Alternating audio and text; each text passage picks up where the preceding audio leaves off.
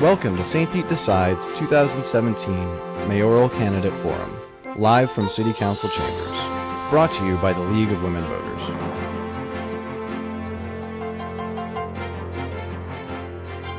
Good evening, everyone. Welcome to the City of St. Petersburg Mayoral General Election Forum, facilitated by the St. Petersburg Area League of Women Voters and the City of St. Petersburg. I am the League's second Vice President, Stephanie Owens, and I will be your moderator tonight. I'm assisted by Christine Cowell, who's sitting here to my right, as well as my colleagues around the room, and you'll recognize them wearing the League of Women Voters buttons. If you would like to submit a question to one of the candidates, please raise your hand, and a League staff member will help you. We look forward to your participation this evening. Helping to educate and engage voters in the political process is a core mission for the League. To learn more about the League of Women Voters, we have information outside of the chambers, or visit our website at LWVSP.org.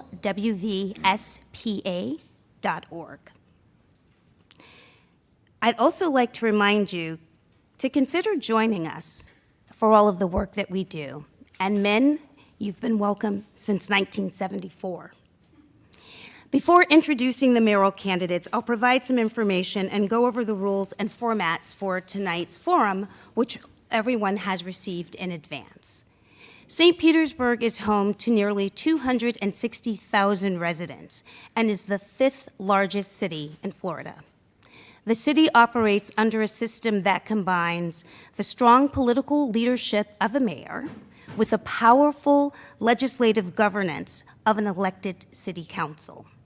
The mayor serves a 4-year term and is limited to 2 consecutive terms. For more information about St. Pete city government, as well as the mission and the responsibilities of your elected officials, please visit stpete.org. As a reminder, voter registration for the November 7 general election closes on October 10th. The deadline to request to vote by mail ballot is November 1st. Early voting for this election begins October 28th and runs through November 5th. You can vote early at any of the 3 Pinellas County Supervisor of Elections offices, and the St. Pete office is located at 501 First Avenue North. Now about tonight's forum. The operative word is forum. This is not a debate. This means that the candidates will be speaking directly to you here in the audience and to you watching at home. I'll be asking questions that you here have submitted, and I will select those questions that really reflect most on the issues that impact the residents here in St. Pete. Each candidate will have the opportunity to respond to all of the questions, offer rebuttals, and make a closing statement. There will be no opening remarks. Generally, the candidates will have 60 seconds to respond to questions and for rebuttals. I'll also ask a few lightning round questions. Those are questions that require short 1 or 2 word answers. During the regular question rounds, and those that are not lightning rounds, the first candidate to answer the question will be given the opportunity to offer the rebuttal. After hearing his opponent's response, this sequence of first response, second response, and rebuttal will alternate between candidates with each round of questions. The process will become clear as we move along. A panel of volunteers will review the questions for legibility, clarity, and applicability. We'll use as many questions as time allows. If your question does not get asked, do take advantage of the opportunities to follow up with the candidates after today's forum. We're always sorry when we're unable to ask or every one of your questions, but gratified by your strong level of civic engagement on the issues. We will end the question and answer portion of the program with each candidate's 2-minute closing statement, the order of which has been determined by a coin toss. The views expressed by the candidates do not represent those of the League, of the women voters, nor the forum's host, the city of St. Petersburg. We're just about to get started. I'd like to go over just a few quick rules. Please turn off or mute all of your cell phones. We ask that you hold your applause until after the candidates have delivered their closing remarks. And because there are protocols in a city facility, there is no standing in chambers. I'd like to remind everyone that this is a nonpartisan race, and it will appear on all ballots voted on at large on the November 7th election. Now let's give our candidates a very, very warm welcome. Our first candidate, Rick Baker, and our second candidate, current Mayor Rick Kreisman. Where's my first question?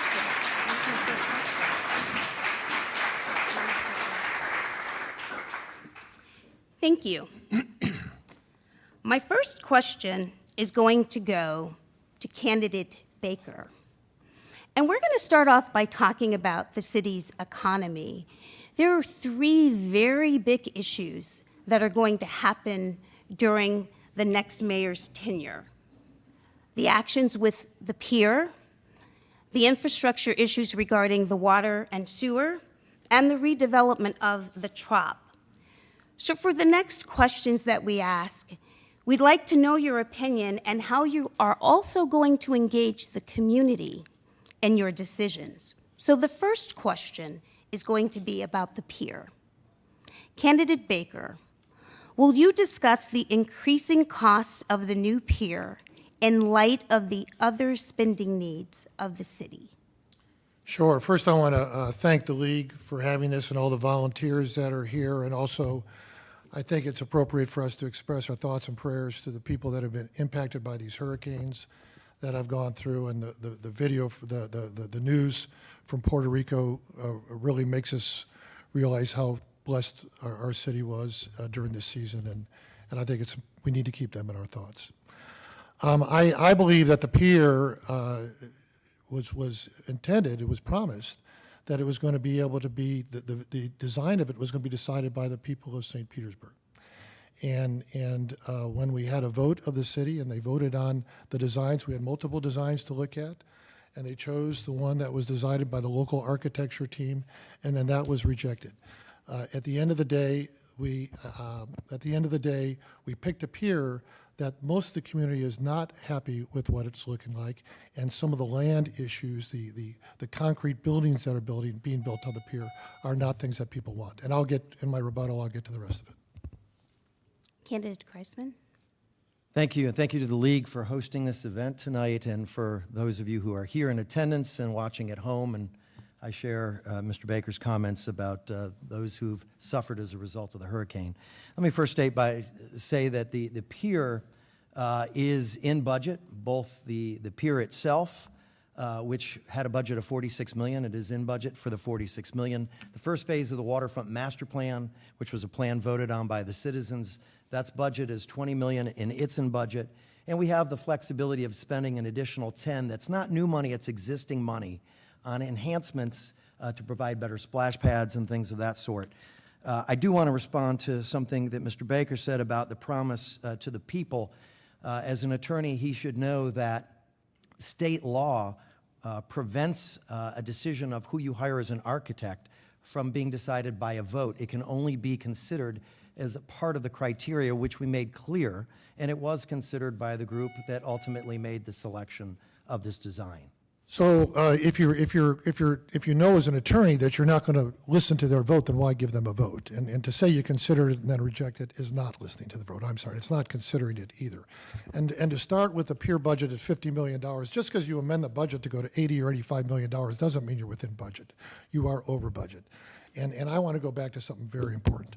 We're about to build 2 concrete buildings on our waterfront park, 2 large concrete buildings. That is so against everything that St. Petersburg stands for. I would strip those buildings out of our waterfront park plan for that pier, and I would build a Dell Homes type playground and park and pavilions. I mean, imagine if we had our whole city coming downtown to the playgrounds and the water features and the picnic pavilions. You'd have birthday parties, you'd have retirement parties. You could return the community of St. Petersburg back to the pier once again, and you don't have to spend the kind of money he's spending. Thank you. For our next question, we'll start with candidate Kreisman. How do you propose to finance the upgrade of our sewer system, considering the tremendous cost or lack of federal funds? So we've already created a plan that's been approved by City Council to spend $304 million over the next 5 years. Some of that money will be raised via bonding, but quite frankly, some of it will be raised via increase in the rates that the citizens are paying. That is a plan that has been approved by the DEP as part of a consent order. And so it is a plan that the city must follow in order to comply with DEP requirements. But that's only the first phase of our work at expanding our infrastructure and improving our infrastructure.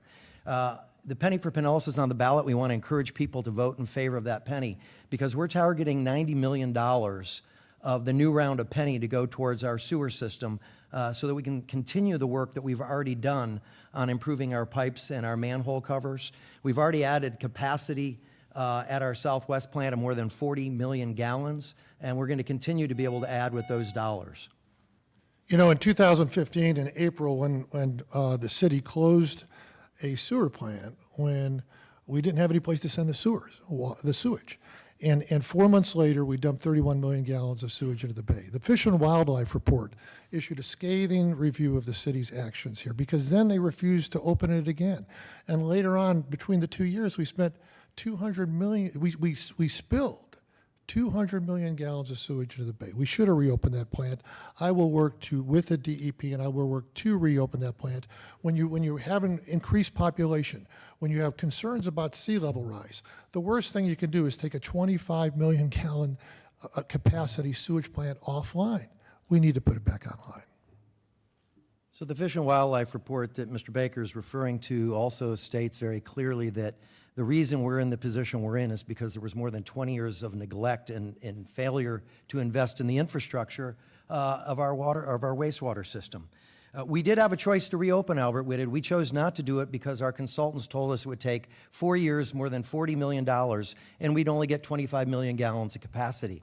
Instead, we chose to invest in the Southwest plant, and in 1 year, we've been able to add 40 million gallons of capacity. 15 million more than we would have been able to add at Albert Whitted in another 3 years and another $20 million. That just didn't make sense. This was a way to get capacity online quickly as we had the storm season approaching. And we haven't ruled out Albert Whitted yet. We're going to do a sewer master plan, something that was never done during Mr. Baker's time, to study what's the best way to build for the long-term future of the city of St. Petersburg and our wastewater system. Thank you. The next question, we will start with candidate Baker. And let me ask that before we go right to the rebuttal, we take a pause to allow our timekeepers to reset the clock, please. Candidate Baker, what would you propose as the best redevelopment alternative of the 86-acre Tropicana field when the Rays exit the stadium? So we invested $160 million into the water and sewer capital structure of the city when I was mayor. And in 2007, we were named the best maintained sewage system in the state of Florida until he closed the sewer plant. As far as the Tropicana site, I think, first of all, you want to keep the Rays if you can, right? But if the Rays do go someplace else, if they're not going to be downtown, I believe you have to really look at a number of things. First, you want to make sure that you're not doing anything that's going to increase the taxpayer dollars. the taxpayers' taxes in the city. Second, you need to include the folks in the Midtown community.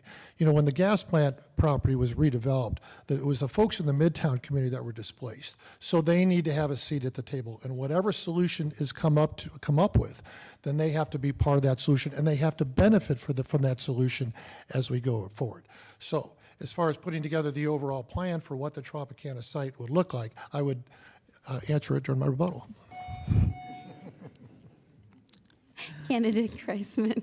Well, let me first say I disagree with one part of your question, which was when the Rays exit the stadium. I'm not convinced that the Rays are going to leave that site. I still believe that that site is the site that makes the most sense for the long-term future and sustainability of the Tampa Bay Rays. But we've done a master plan on that site, and when we hired our consultant, we did so and made sure that it was very clear to them that they understood the history on that site. And so when we held all of our meetings with the community, it was very important that the historical significance of the site and what was given up for that stadium to be built on that site was taken into consideration as we go forward with a master plan on that site. So we have a master plan right now that looks at somewhere between 6 and 9 million square feet of redevelopment. We're also going to do, once we know what the Rays are going to do, we may have to do a follow-up master plan without a stadium, but hopefully we're only going to need to do that one master plan. I'm waiting. You said I had to wait for my rebuttal, so I'm waiting for, okay. I believe what I said is if the Rays decide to go, I too would like the Rays to stay. I'd like them to stay at that site. But it's been made very difficult because Mayor Kreisman signed an agreement waiving so many of our rights to keep them there. So it's going to be very hard to keep them there. We need to be honest about that as we go forward. Now, if you all will go to the Baker Blueprint at bakerstpete.com, you can see my plan for the Tropicana site should the Rays decide to relocate. And I believe it should be divided into different things. One is closer to the downtown core, there should be jobs. We should provide major sites for businesses to come in order to provide the promised jobs that the Midtown folks were promised years and years ago, and for other people in our community so we can have jobs. That's what we want in our community. A second part of it, I think, I would make at least a third of that site into parkland, and I would try to put a water feature, like a lake-type feature in it on the stormwater system. I think you could put a magnificent, think Mirror Lake or Round Lake with a larger park around it, right on the west side of downtown. And finally, I would put housing, especially workforce housing, on the site as well. Thank you. We're now going to change our round of questions to talk a little bit about sustainability and start specifically with the impact of Irma. And I'm going to start with this question with candidate Kreisman. Following Irma, FEMA provided substantial assistance and recovery funding, though there's still a need for local funding. How will we make up the difference? Where in the budget will that local portion come from? Before I get to that part, I want to thank Mr. Baker because he's described and what he talked about on the master plan on that TROP site is exactly what our master plan laid out. So I'm glad that he agrees with that. You know, we've worked with a lot of partners who have come forward, and it's really shown the best of this community in response to this storm. We've seen nonprofits that have stepped forward. We've seen the faith community that has stepped forward to provide relief, whether it was battery charging stations while people were still experiencing power outages, or it was groups like Feeding Tampa Bay coming in to Childs Park, to Jordan Park, and bringing food, or it was businesses that came in and were providing food. So I want to thank all of those in the community for stepping up. We are going to continue to work with the federal government, with the state government to secure as many resources as we can for those who lost. We're very fortunate, though, that the losses weren't more significant. You know, it was great to see the people in the community come together after the storm went through, and people helping people, and, you know, neighbors raking their neighbors' yards and helping getting the leaves out. And when people was out of power, people inviting them into their homes. That went out throughout the city. After the storm, I actually rode out the storm at a friend's house in Midtown, and after the storm, we went out. Some folks said, well, why don't we try to provide some food for some folks that may have had their refrigerators out, so we raised some money, and we provided food. And as we were feeding people that night, we had a lot of people coming to us and saying, we can't get our FEMA registration. They can't get, they want to be able to register for FEMA. They have no power. So the next night we set up, we got volunteers, we got land donated, we got computers donated, and for 3 nights we were able to sign up folks, about 600 folks for FEMA. I think, and they were all volunteers, it was all contributing money. It was great to see the community get together on a voluntary to contribute to respond to this effort. Candidate Kreisman. Thank you, and let me just add, when it comes to those in the community who still are seeking relief and who haven't made application, at Enoch Davis Center, we still have a FEMA relief center, disaster relief center that is open. There are folks there who will answer any questions you have and help you go through the process. If you go to the city's website, stpeterecovers.com, it is a wealth of information. There are links, because you don't have to go to a site in order to fill out that registration. You can do it at home. So go to the city's website, you can click on the link, it'll take you right there, and you can go ahead and register at home. But there's tons of information. Really want to encourage everybody to take advantage of that website. Thank you. Candidate Baker, following Irma, there's been a growth in research circulating about rising sea levels and warming waters making hurricanes worse. With this in mind, would you reconsider zoning regulations and building permits near the shorelines? I think when I was vice chair of the state of Florida's action team on energy and climate change, and we reviewed everything that you need to do with respect to resiliency, with respect to adaptation after storms and things like that. So I think you have to keep in mind, you have to keep open to everything when you're dealing with trying to make sure that you're preparing for the future and as the climate change occurs and sea level rises. I think among those things you have to first do the kind of what we call the green city programs and the energy savings programs and the planting of trees and all the things that you do to make your community resilient at that time, and that can help generally in the issue. But I think overall also the issues such as your stormwater system, your sewage system, your seawalls, and your building code all have to be considered as you try to prepare for the future. Thank you. And that's all discussed in the Baker Blueprint, by the way. Thank you. Candidate Kreisman. Climate change and sea level rise is really one of the greatest threats that the city of St. Petersburg faces. When you look at the maps and you see the areas of our city that are potentially underwater in the coming years, we have to really address this, and we have to address this seriously. And it's difficult to address and plan for climate change if you don't believe in the science of climate change. In the city of St. Petersburg, we are embarking on an integrated sustainability action plan to help us become more resilient. At the same time we're doing that, we are embarking on the city's first sewer master plan and the first stormwater master plan in more than 20 years. All of those things working together will help guide us in the steps that we need to take for the next 50 years to plan for the changing climate and the rising seas, which may include zoning and a whole host of other changes. But we have got to take this seriously. This is a serious threat to the city. Thank you. Candidate Baker. Yes, I think it is very important I think you have to do more than hiring people and coming up with press conferences, but I think you have to address the serious issues surrounding your sewer system and your stormwater system and your seawalls and your permitting and that sort of thing. And I just repeat it again. It makes no sense if you think sea level is rising, if you're having increased demand on your system, why would you close a sewer plant that treats 25 million gallons of sewage a day, no matter what else you're going to build for capacity? Why would you not build both? Why would you close one down when you could reopen it in a little bit of time? And I know the mayor said he said at a debate, he's going to take 2 years to study it, and he's going to take 4 years to do it after that. So I think we might need it before 6 years from now. Thank you. We're going to move to our next question, and I'm going to start with candidate Kreisman. What do you think is the most important misconception about you? Ooh, that's a good question. Most important misconception about me. Wow.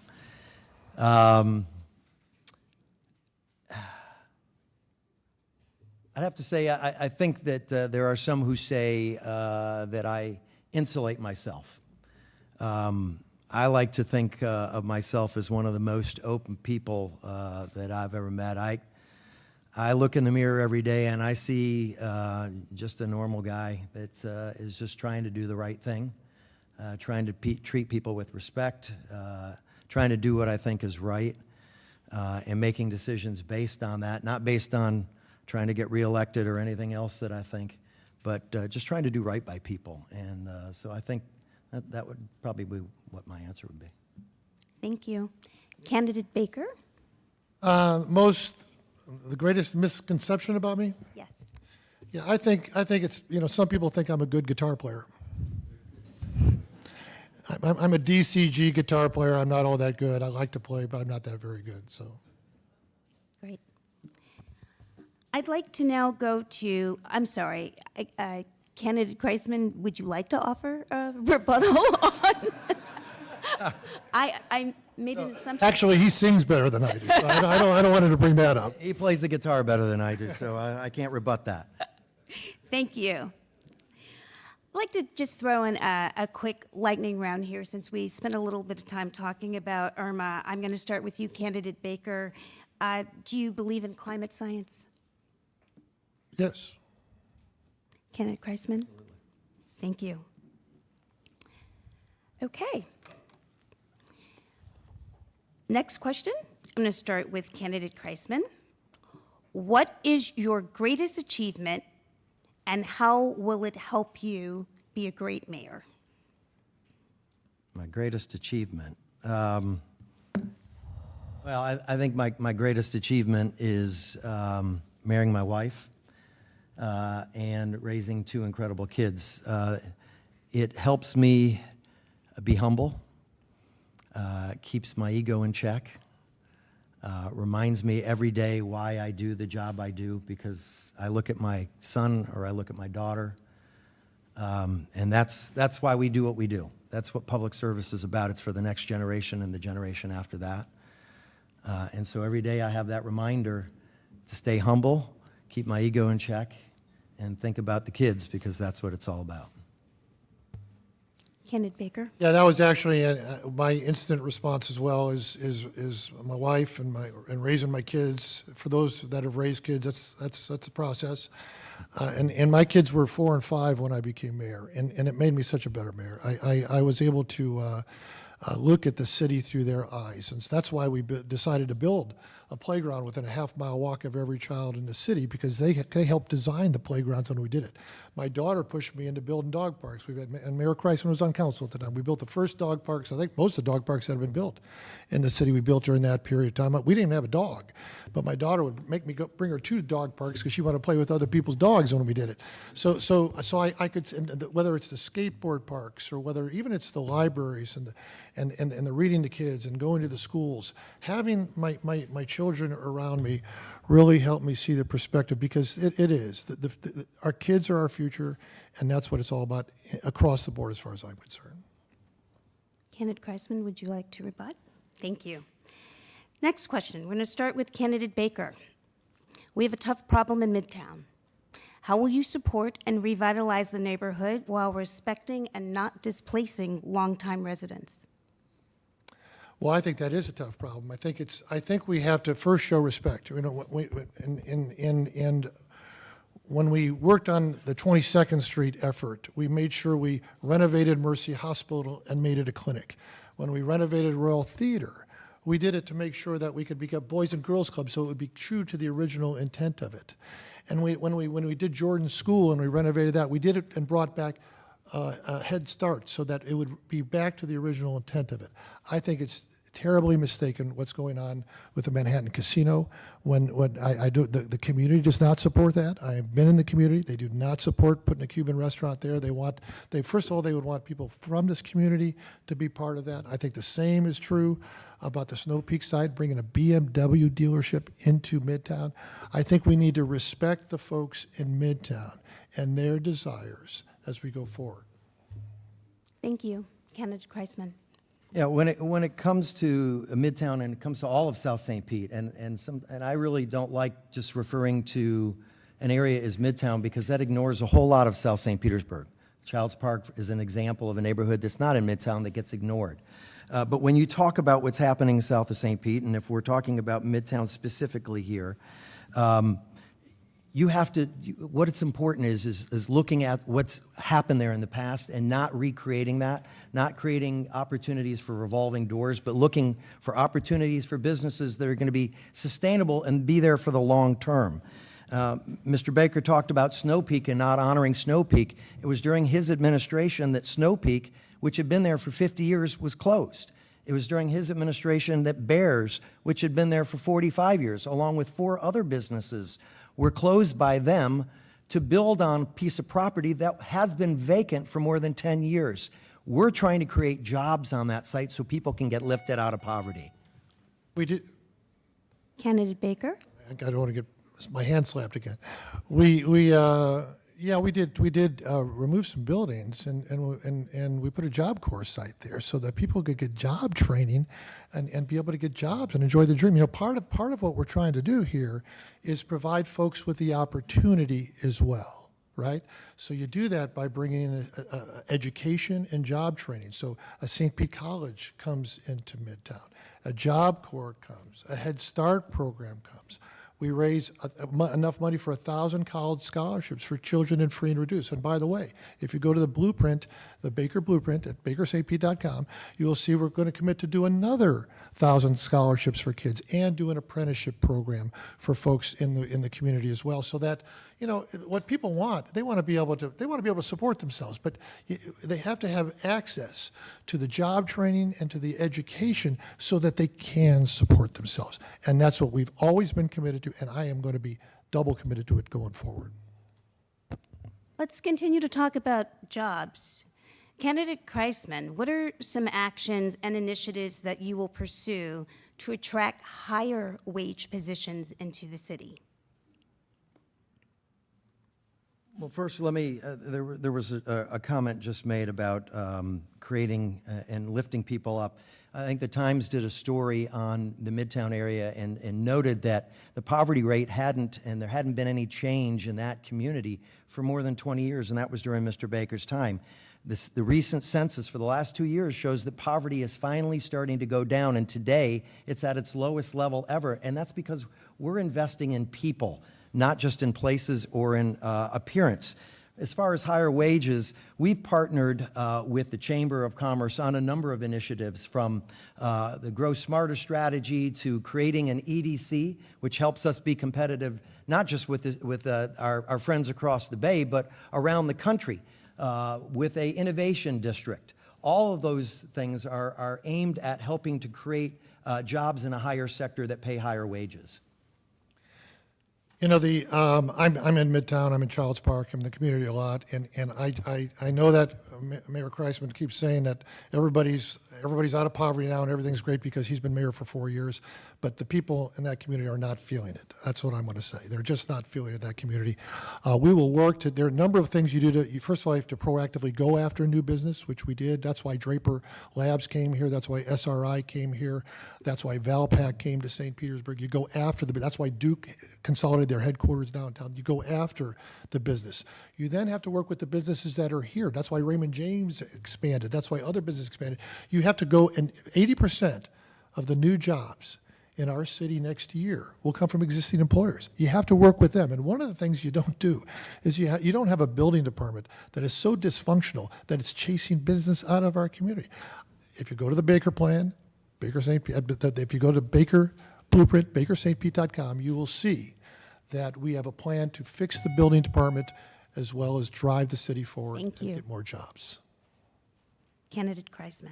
174% increase in business registrations in the Southside CRA since 2013. 400 new businesses have opened south of Central since 2014. We just helped broker a deal for 600 new jobs at Raymond James. We brokered a deal to keep Jabil here with their world headquarters. And because of the deal that we were able to do with the Rays and allowing us to utilize and look at that site, we are now in play to try and bring Amazon's second headquarters here to St. Petersburg. We are incredibly aggressive at trying to bring businesses here that pay good, solid living wages, and we'll continue to be that way. Thank you. What about small business? Candidate Baker, how can the city be more supportive of small business? Again, I would start, frankly, what I hear from small business all over the city is the building department. I hear that over and over and over again. There was an article in the paper recently that we lost a development coming into the Edge District because the building department took so long to respond to it. And when it takes long, when it's like that, it costs more money for the folks that are trying to do it. So it's harder for them to do the jobs. You then also work. We had a business assistance center. They've renamed it since then, but a business assistance center needs to help the small businesses in our community, whether it's putting together business plans, identifying sources of financing. We had a plan at the time where we weren't not sitting around waiting for businesses to come. We were going out to the corridors in the city and working with businesses to bring them in to see what kind of assistance that they need to be able to provide. I think small business. I was a small businessman. I was chairman of the chamber, which is mostly small business in our community. I believe small business is the heart of the city, and I am committed to supporting it. Candidate Kreisman? Yeah, the small businesses in St. Petersburg are really what give this city its character. They're who employ the majority of the people who live here and pay them a good living wage. When I became mayor, I did a couple things. One was to establish a position of a small business liaison. I wanted to have somebody that was working constantly with our small businesses to work through any issues that they might be experiencing, either as they're trying to open their business or even once their business was open. The second thing I did is I started something called our Small Business Tour. I have visited more than 200 small businesses all around St. Petersburg. I go there for two reasons. One is I want to thank them for having a business here in St. Pete, because they could locate their business in any city, but they chose St. Pete. The second reason I do that is I want to know what we as a city are doing to make it hard on them to be successful. And if there is something, we want to address it. As an example, one of our businesses told us something about a grease trap ordinance they had. As a result of going out there and meeting with them, we changed our ordinance. And lastly, we have a great partnership with the Chamber on the greenhouse. Thank you. So we had done this, the same thing when we went to businesses all over the city, but I would ask them an additional question, by the way. I would ask them, what are we doing wrong? What are we doing that is making you mad, and how can we fix it, and where can we go and become a better city and do that? And we did that in the building department, by the way. So in the building department, what we did is we sat down on 7 a.m. once a quarter, and we would have the head of the building department and the head of the development department on either side, and anybody from the contracting community would come in and we'd say, well, what are the issues? And we heard a lot about it. And people were very concerned about it, and we eventually adopted policies to change it to make it so it was easier for the business community to be able to deal with the city. We want everybody to comply with the rules, but we want them to be able to do it in a way that is customer friendly. And as it turned out, what happened, the head of the building department and development started meeting a month before my meetings because they wanted to get the problems resolved before they came to us. If we were to do that, we wouldn't have the problems we have in the building department today. Candidate Kreisman, what are your specific plans for our veterans in the city? Shortly after I became mayor, we had the opportunity to sign on to the First Lady's efforts to end veteran homelessness. We know that for a lot of our veterans, when they come back from serving our country, and we certainly thank them for their service, that they have a lot of challenges that face them. And so we took the pledge and have been working diligently to try and reduce veteran homelessness here in the city. We don't believe that any person who's given their effort to serve our country should be homeless. We also provide a lot of services and work with a number of nonprofits in the community to help with if it's training programs that they need, to help with training, if there's any drug addiction or mental health counseling that they need, to make sure that they're able to get the drug treatment or mental health counseling that they need. And we put a number of apprenticeship programs in place to give them a career path if they didn't have one coming out of the service. Thank you. I think it's important to work with the veterans as you work with all other folks in the community as you're trying to advance their lives. And a portion of them are homeless, but a portion of them have the same issues that we have. You know, they have kids in school, and they're trying to build businesses, and we want to work with them to make sure that they are proceeding. As far as the homeless issue, I believe one of the keys to the homeless issue in the St. Pete is you have to continue to build the capacity for the system. So that's why we built Pinellas Hope with Bishop Lynch from the Catholic Diocese, where probably 400 homeless are sleeping tonight because we added that capacity to it. I believe in that. I've already met with Bishop Parks, who replaced Bishop Lynch, and I've committed to him my support for that program and my continued support and my desire. Is there a way for us to be able to expand that? Because you can't just keep pushing homeless from one part of the city to another part of the city. You have to provide the capacity so that they can go get and transition and eventually become independent citizens. Thank you. And it's also important to be compassionate to the homeless that we deal with and treat them with respect, recognizing that for so many of them, they face great challenges, oftentimes mental health, oftentimes drug abuse, or again, not having a career. We have substantially increased our investments since I became mayor in our homeless outreach, whether it's in Pinellas Hope or Safe Harbor, working with St. Vincent de Paul. But there's a number of other entities and organizations in the community who are doing some really great work when it comes to ending homelessness, in particular dealing with our families. No child should ever be homeless. And so we have substantially increased funding and put money again in the budget for this year to work on making sure that families are not homeless, and we'll continue to do that.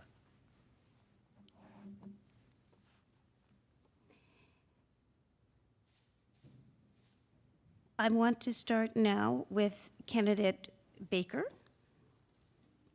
Let's talk about youth. What plans do you have for the youth in St. Pete? Well, there are a number of things you need to do. First, you have to make sure they have great schools, and then you have to have great recreation facilities and great opportunities to succeed. So I believe that it's unacceptable for us to have failing schools in the city of St. Pete. And I don't think our goal should be just to not have failing schools.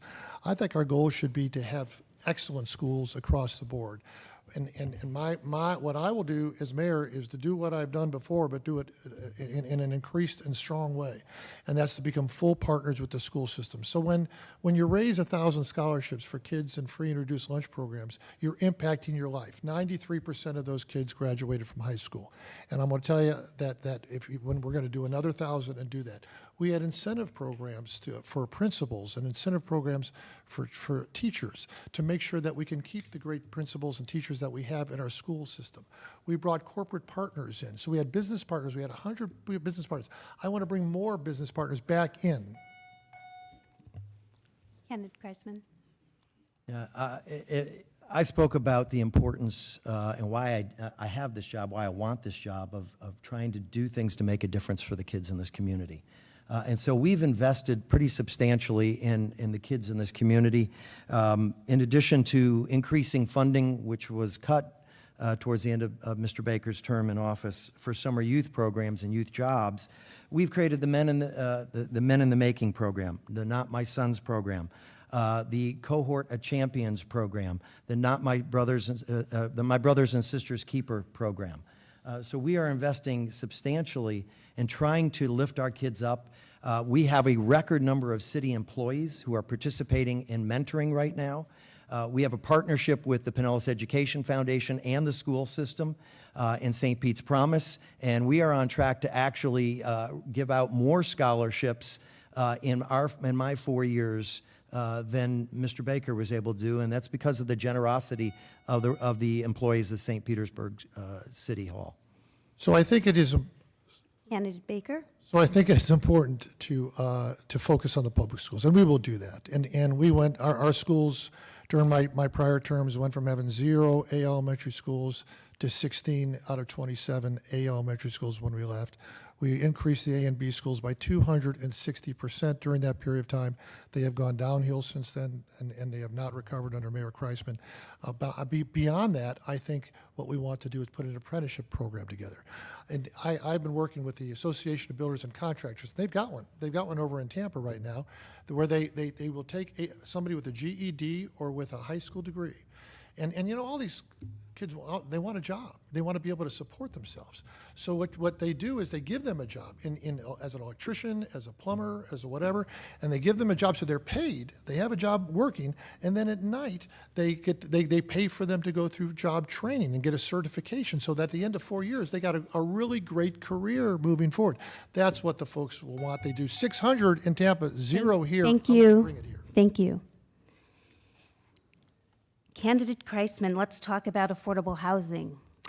The average rent for an apartment in St. Pete is $1,014, and yet 15% of the population makes less than $15,000 a year. What community development programs will you propose to provide affordable housing for low and moderate income families? Let me just address one quick question, answer to the last question dealing with the apprenticeship programs.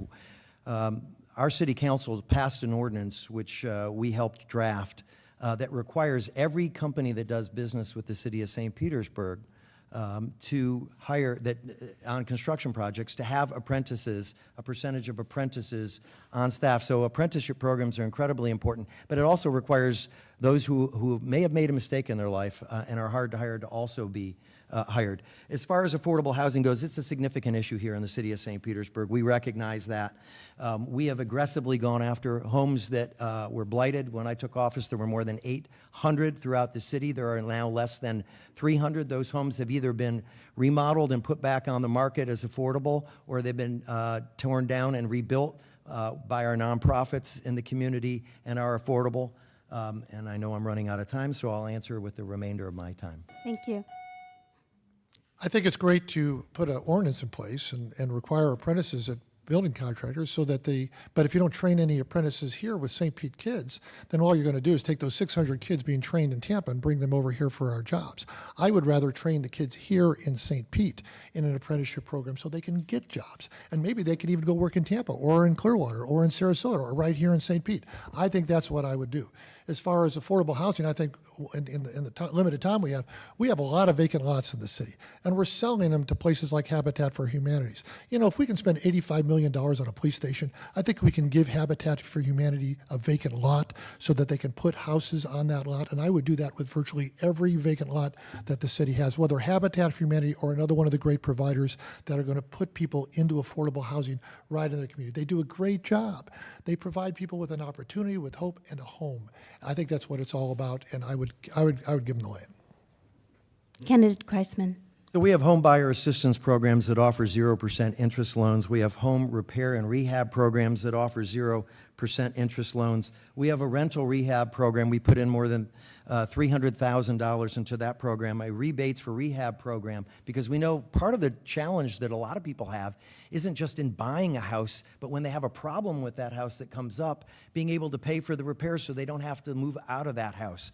And so our rebates for rehab program, we've spent over $1 million since that program began in 2014.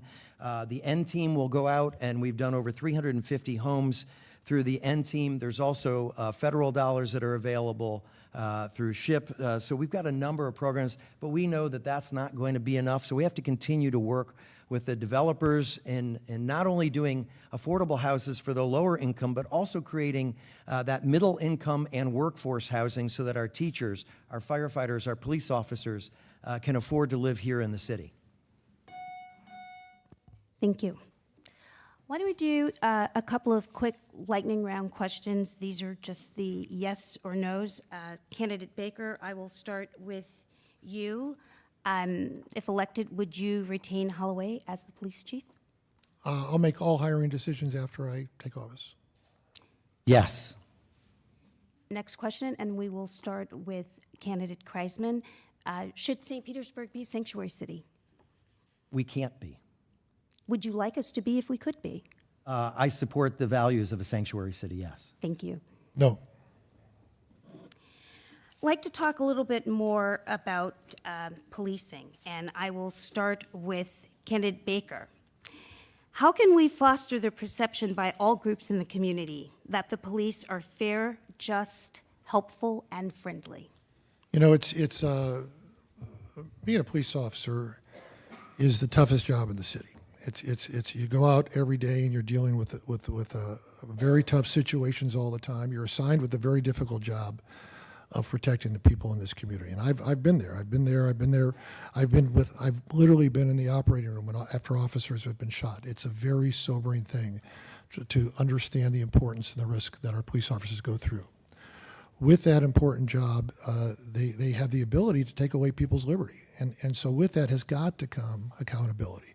And I think at the very top, it has to be very clear from the beginning that, and you have to have accountability with respect to the police officers' actions. And I believe that we should go at a more rapid pace towards dash cams, by the way, because the dash cams, they provide people with information. The more information you have, the better. And I also believe we should begin the process evaluating. I'll continue my rebuttal. Candidate Kreisman? Well, first off, I'm honored to have the support of both the PBA and the FOP, both of whom experienced Mr. Baker when he was mayor, and myself, and I've been mayor, and chose to support me. How do you get a police department that is fair to the community? Well, you do what Chief Holloway has done. You create a program like Park, Walk, and Talk, which brings community policing back in, gets police out of their cars and into the neighborhoods, not when there's a problem in the neighborhood, but just simply to meet the people of the community and to build a relationship with the people of the community and to rebuild that respect that goes from the police to the community and the community to police. It's important to note that since Chief Holloway has come on board and put these kind of programs in place, the number of complaints against our police officers from the citizens has dropped from an average of when Mr. Baker was mayor of 78 to 14 a year average since I've become mayor and Chief Holloway has instituted the policies he's instituted. The police respect the community more today. You know, I think that you deal with the accountability issue one complaint at a time. When you have a review board and the citizens have complained to the review board, then how you deal with that complaint is very, very important. You have to be respectful to the police officer. You have to be fair to everybody involved, but you also have to take it very, very seriously. And I have to tell you, I've talked to a lot of departments around, and that 14 number that Rick Kreisman keeps quoting is a record, boy. And when I get in, I will review very carefully how those citizen complaints are being dealt with. Okay. I'd like to talk about neighborhood safety, and I'll start with you, candidate Kreisman. What are some of the things that you think about in developing neighborhoods to make them more safe? Well, obviously, police officers comes to mind right off the bat. One of the first things I did when I became mayor is I changed the chase policy. Because what I had heard very loud and clear from the community when I was campaigning 4 years ago is that there were chases going on, not for the right reasons, that police cars were flying down the streets and putting the kids and the people who lived in the neighborhoods at risk. And so we changed that policy. Again, it's building that relationship with the police and the neighborhood that helps make communities safer. It's having a robust code enforcement. Codes were cut, and the funding to codes was cut during Mr. Baker's time in office. I restored funding, and we've hired more code enforcement officers, and we have them working on nights and weekends now, which is often the times when a lot of the problems occur. And it's getting rid of those blighted homes. Blighted homes are nothing but a place that brings property values down and where crime can occur often. So Mayor Kreisman is going to continue to talk about areas that I cut during the first 3 years of the Great Recession, that he now has got more money than we have ever had in the history of the city of St. Pete coming in revenue, and he still can't balance the budget. He is going into our emergency reserves right now, despite the fact we have more revenues than any time in the history of the city. So I take that with a grain of salt when you hear it. As far as police department, you know, first of all, if you have an auto theft problem, you don't eliminate the auto theft unit in the police department, which he did. If you have an issue dealing with drugs and prostitution on your streets, you don't eliminate the street crimes unit. If you're trying to make Midtown safer, you calculate what the crime in Midtown is. We went to the police department, and we had gotten a statistic said there was a 30% increase in crime in Midtown, and the police department says we don't know where that came from. We don't keep track of crime in Midtown. If you're going to make sure that you're dealing with the crime in the city, you got to know what it is, and you got to do it across the board.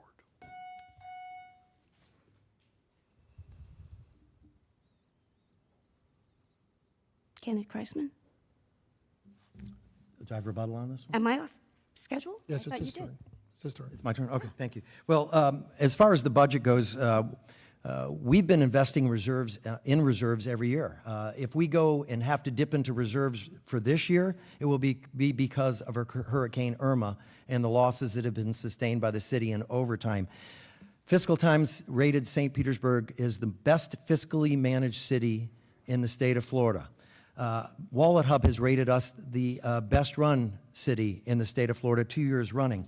Auto thefts, Mr. Baker talks about restoring the auto theft unit. Auto thefts are 50% lower than they were when he was mayor.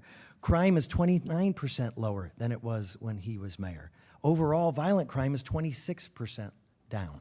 And so the efforts of Chief Holloway are having an impact. The effort of our police department is having an impact. It isn't the units, it's the officers that are making a difference. Not having the units hasn't impacted. In fact, we've seen crime drop.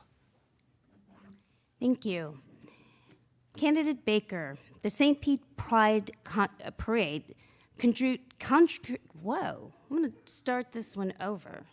The St. Pete Pride contributes significantly to the city, both economically and in creating a culture that is attractive to business interest.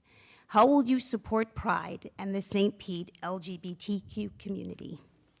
Sure. Before I answer that, I must say that Mr. Kreisman must be able to read the future because he went into the emergency reserves before Irma ever hit. So I don't know how he did that. But as far as St. Pete Pride, I had a great sit down with the director of St. Pete Pride before the event this year. We had attended, my wife and I had attended the parade last year. We attended the parade and the festival this year. We had told him, as a mayor, I would sign a welcoming proclamation. As far as the LGBT community, I'd invite you to the Baker Blueprint at bakerstpete.com. And look, we have a statement of diversity. And the statement of diversity really reflects what I opened up with my campaign on the steps of City Hall.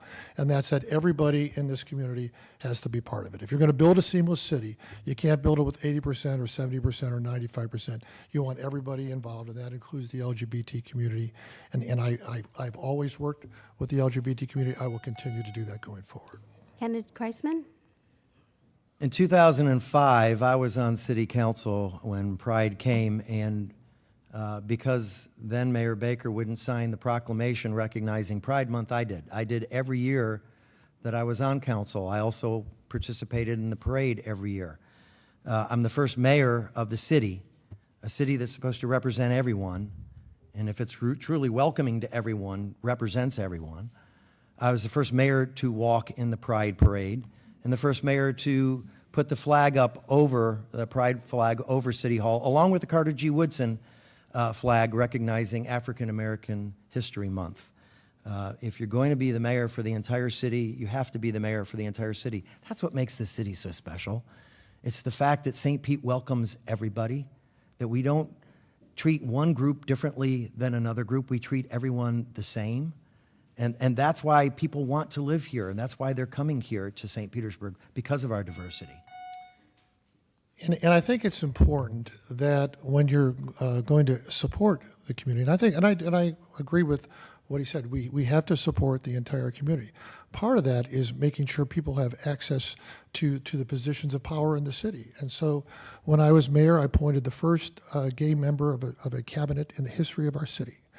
And I enthusiastically endorsed and supported the re-election of Steve Cornell, who was the first gay member of our city council.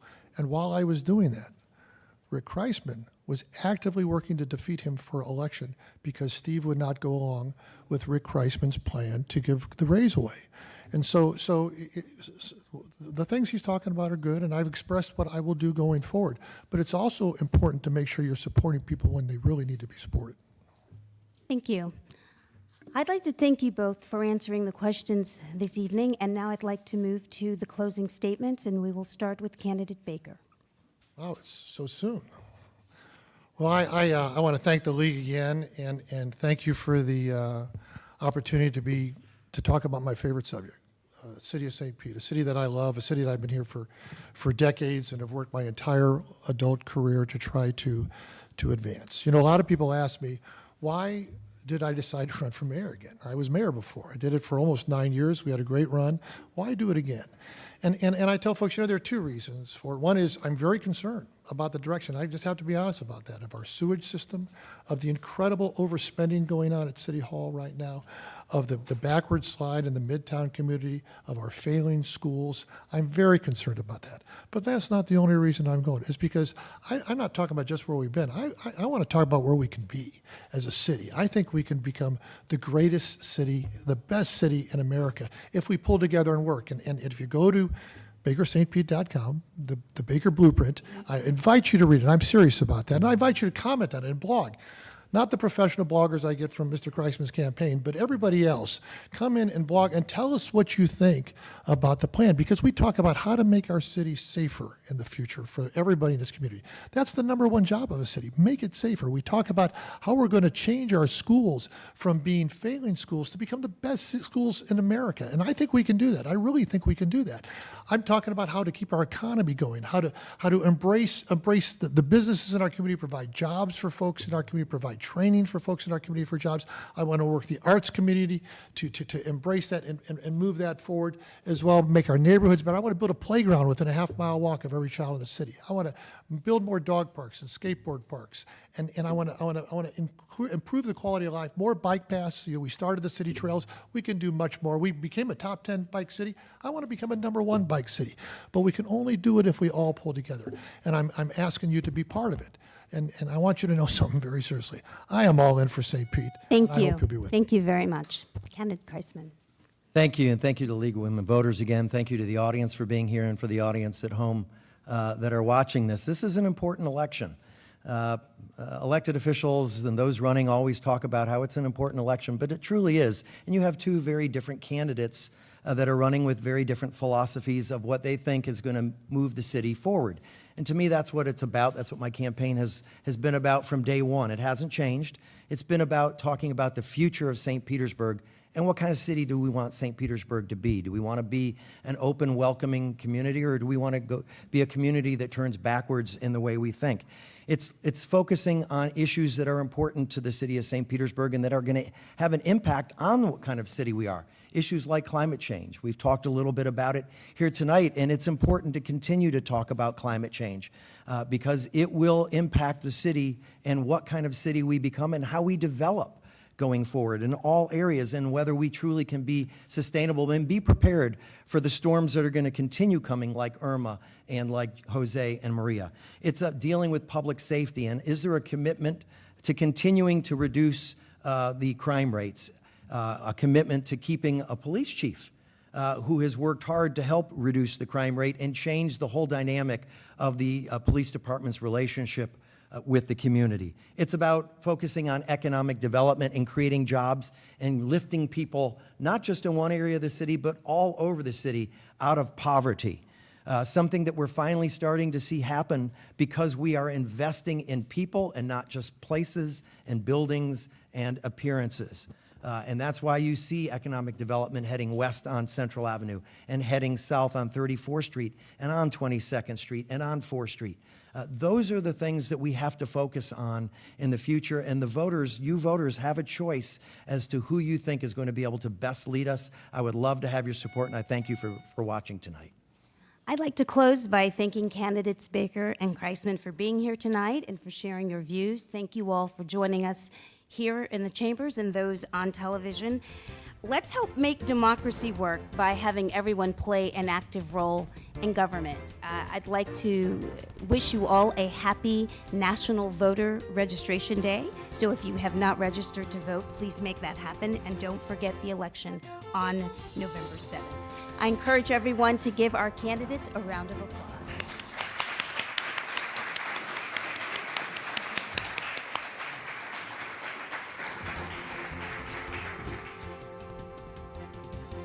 This concludes our program.